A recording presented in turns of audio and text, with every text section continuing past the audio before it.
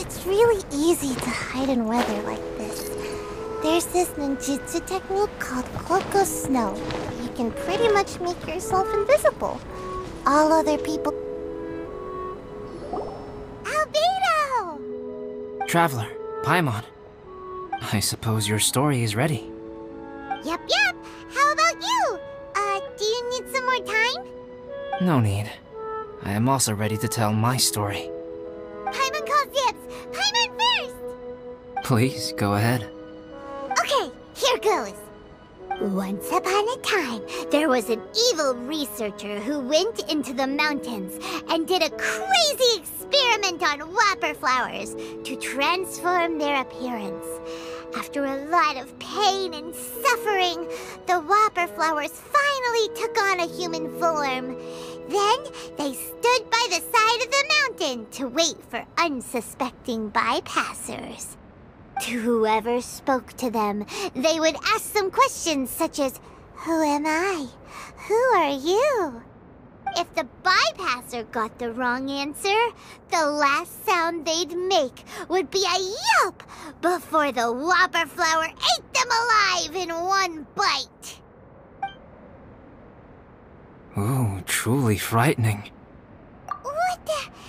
You two aren't scared at all!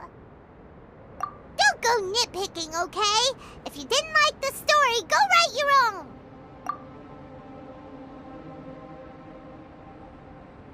In other words, the whopper flowers would ambush and then completely replace their victims.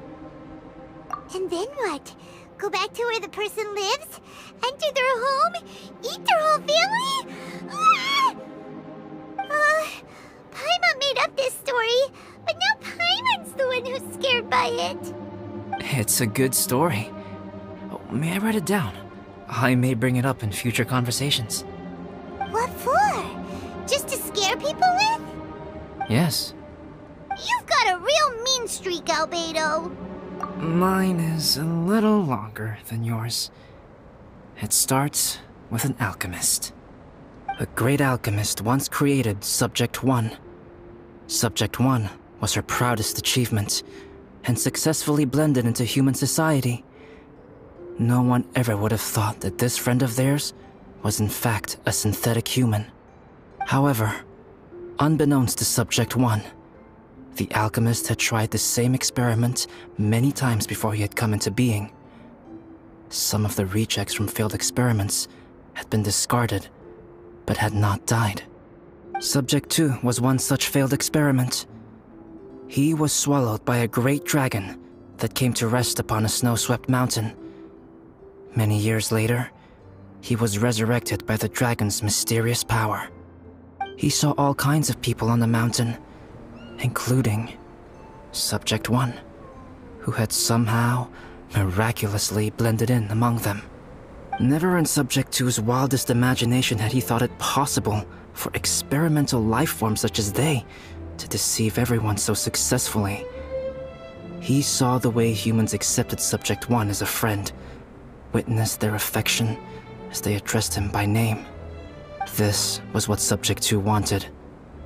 Now, all that Subject 2 desired was to replace Subject 1 and take the joy of his existence for himself. This is giving Paimon the chills. So scary. Subject 2 began to unfold his plan.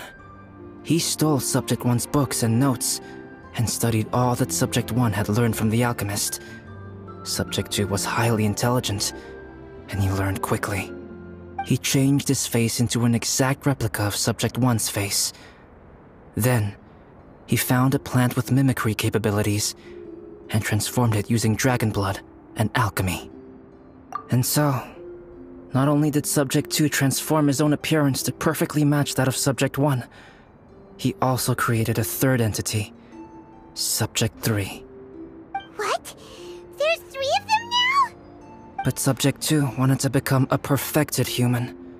So, he erased a mark on both his and Subject 3's necks. For these marks were symbols of imperfection.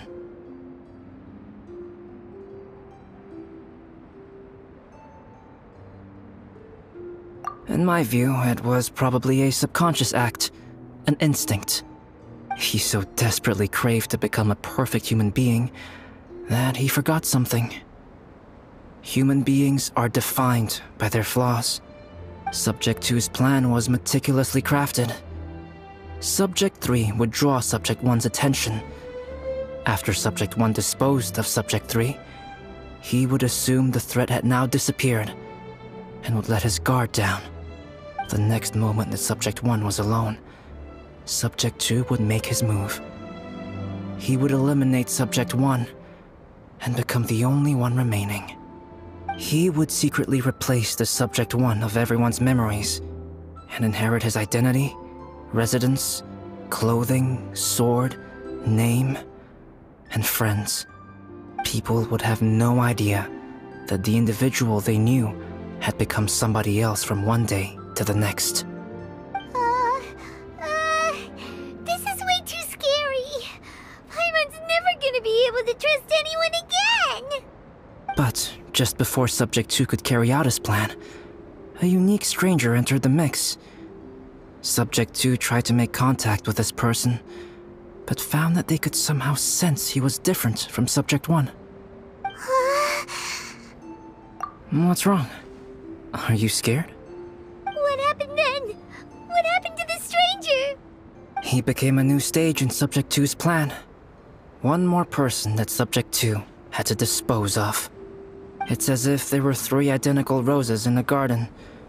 Only one of the 3 was a fine specimen, while the other 2 were defective specimens that bore poisonous thorns. In all the world, only the gardener who tended to them could tell which was the good specimen. People do not like poisonous plants. Only a perfect rose can fetch a high price. If the inferior specimens wanted to conceal the fact of their worthlessness, they would have to take the gardener out of the picture, using their poisonous thorns. This is exactly what Subject 2 was thinking. So, he hid in the shadows and waited patiently. Maybe soon, he would get his chance to become truly human.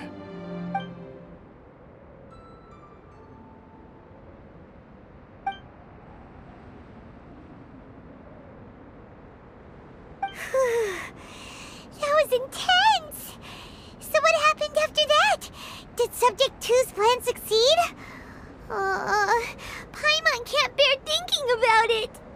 Fortunately, it is just a story. And even in this story, Subject 2 did not succeed. But you can never let your guard down on Dragonspine. Monsters mutated with Durin's power and blood are also creatures of Rhine-Daughter, just like me. You must beware of all such creatures. I'm glad to hear that. It's okay. The only thing is that sometimes, when I think about how mighty the power of alchemy is, I feel so small. As beings who set foot in this world, how arrogant are we in desiring to control our destiny and in desiring to create? Is creation an arrogant act, traveler? If not, why do we call the ones that created us and control us gods? If it is, then what qualifies us to call ourselves creators? How far must we take our reverence and respect, and what purpose does it serve? Nothing special, but whenever I think about it, I feel a twinge of grief. Poor Albedo. Hello? Traveler, are you here? Hey, is that Amber? Thought we might find you here. We're here to deliver a message from Cyrus. There's gonna be a big event down at the base camp, and they want you there too, Traveler. Winter camp is nearing its end. Apparently, even provisional instructors are required to attend. Looks like we need to go, Albedo. Bye for now. Then I won't keep you. I have some things to attend to here, so forgive me for not seeing you down. Don't worry about it. There have been no issues getting up and down the mountain recently. Is everyone ready? Let's not keep them waiting.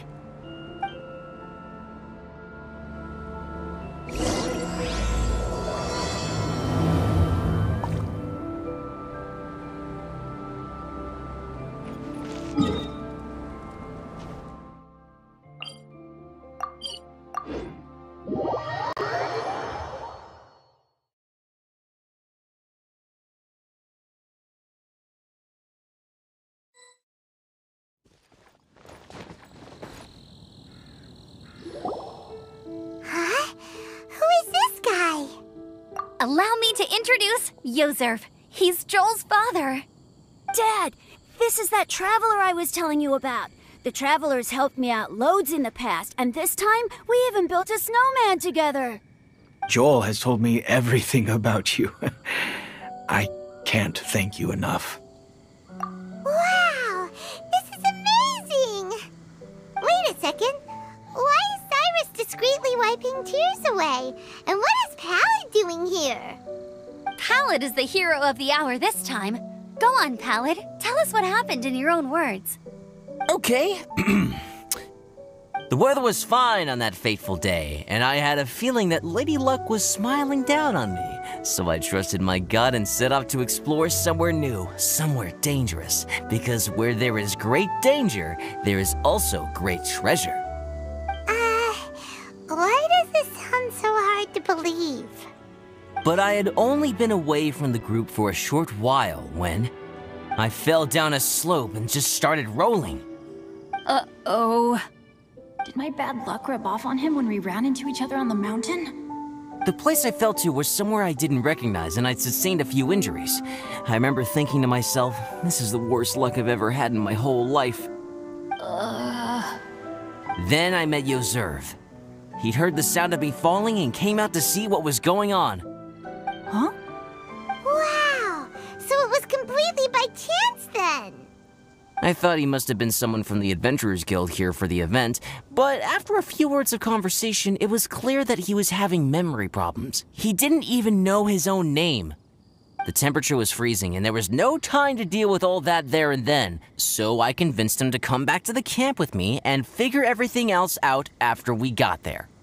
We got back to the camp, ran into Joel, and the moment he saw him, he froze for a second with this completely stunned expression on his face, and then he started crying out, "Dad! Dad!" That's when Yozerv suddenly started to remember. My memory has still not fully recovered, but Joel and his mother, they are the only ones that I will not, no, that I cannot forget. Daddy.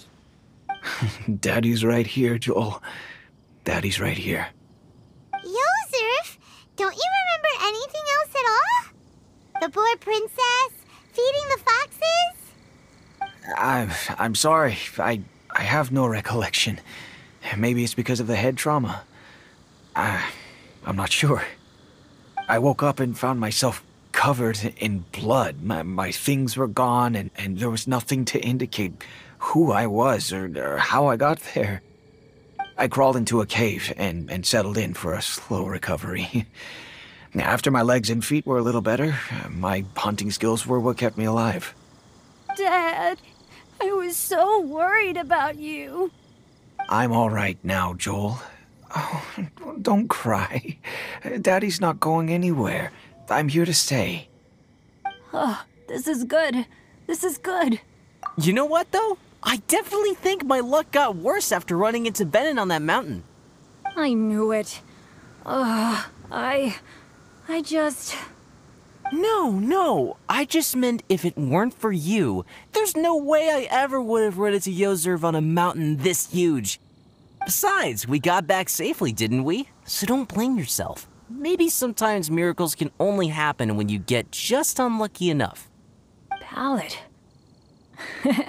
When did you become such a smooth talker, huh? Huh? Am I? I was just telling the truth. Oh, yeah. I want to say thank you to the Traveler, Uncle Cyrus, Auntie Eula, and Auntie Amber. Thanks, everyone. You all helped look after me, and I will always remember it.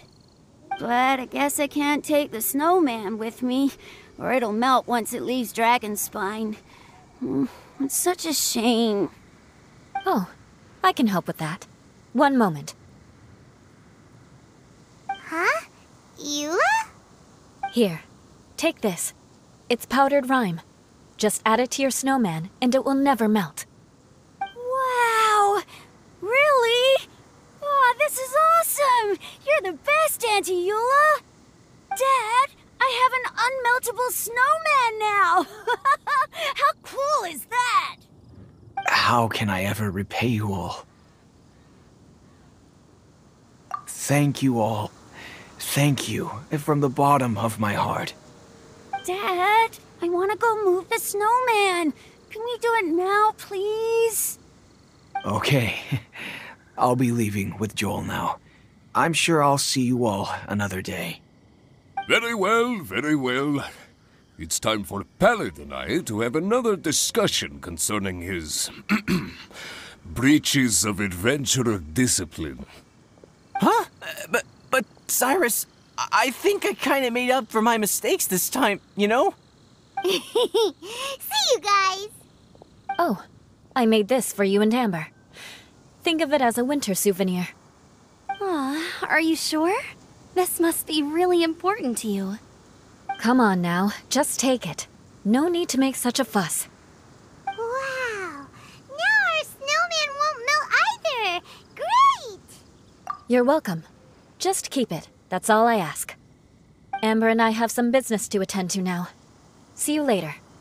See you! Everyone's gone. Seems like they've all got their own stuff to do now. Oh! You know what? We've been on Dragon Spine all this time, and somehow Paimon still forgot to ask Albedo about how to make a fruit juicifier machine that could keep the juice fresh. Maybe we should try Timaeus again. He does seem pretty eager to please after all.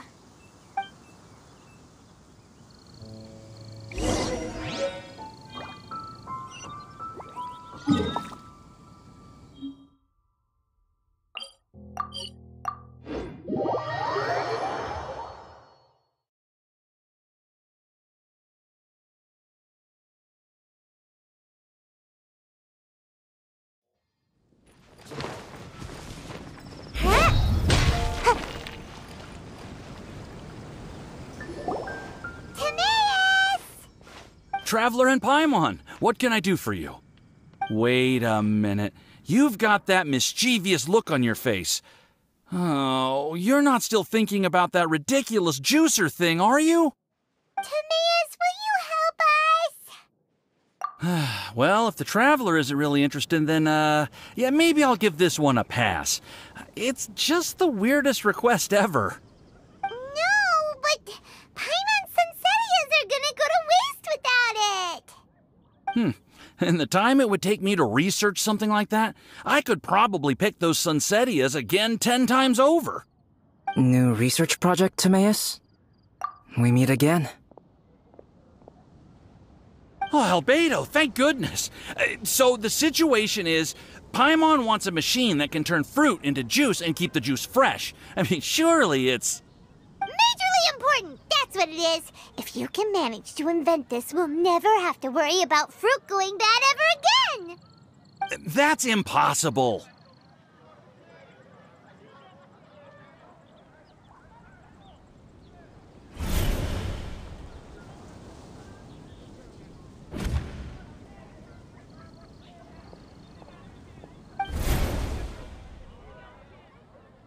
Turning fruit into juice is not hard, but keeping it fresh is more difficult. But if you simply want to keep the fruit from rotting, there are many ways to achieve this. Right, Traveler?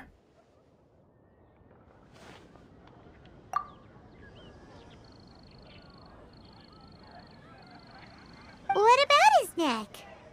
What's wrong? Is there something on my neck? From the look on your face, it's as if you thought I just played a practical joke on you that was in exceedingly poor taste. Albedo, you were saying, how do you stop fruit from going bad? Well, one way would be to bury your fruit on Dragonspine, where the snow never melts all year round. But then Paimon won't be able to eat them! You could always live on Dragonspine. No, too cold for Paimon. Or you can give the fruit to me, and I would take it to Dragonspine for you. But since you don't like the cold, you'd have to send someone else to pick them up when you want them. This is where you come in, Traveler. Suddenly sounds a lot more feasible with other people doing all the work. Okay then, shall we go with that idea? Fruit buried on dragonspine will stay fresh for much longer. However, it is also possible that the fruit will sprout and grow into fruit trees. Who knows? Maybe the next time you visit, it will have grown into an orchard. You can water the trees, add fertilizer, and when they finally bear fruit, you will have some fresh sunsettias. No way!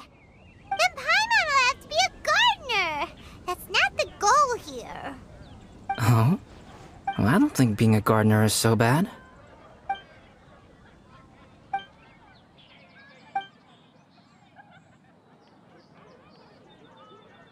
Albedo! Stop trying to get your hands on Paimon's super sweet Sinzetias! It bothers you, does it? Of course it bothers Paimon! They are the rarest, super-duper sweetest Sinzetias ever! And they're not for you! Okay, but they're just Sinzetias. I think you're only so attached to them because you don't have much fruit of this quality in your possession. When someone's pockets are full and their spirit is fulfilled, they don't easily fall prey to this kind of yearning. Really?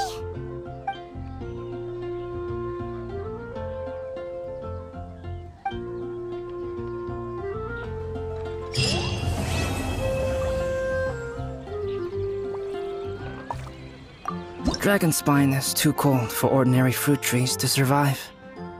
But if, one day, Dragonspine did become home to gardens and orchards, there would be more reasons for people to visit. Perhaps a little life is the key to attracting people. Life may exist in all kinds of unfathomable forms, and in all manner of unthinkable environments. Mysterious, yet tenacious. Perhaps this is what makes life so special.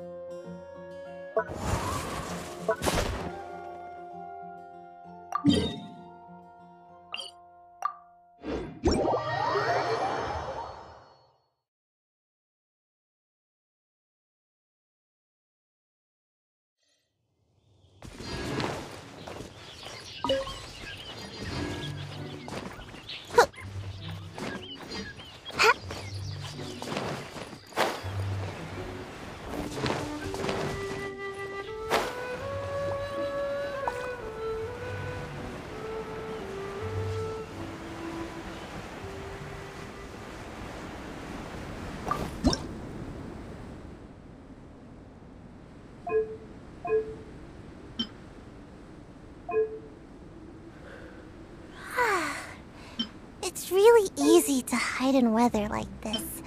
There's this ninjutsu technique called Cloak of Snow, where you can pretty much make yourself invisible. All other people see when they look at you is the snowflakes dancing in the air. Wait, it's confidential though. Don't tell any of this to the Shrine Maiden.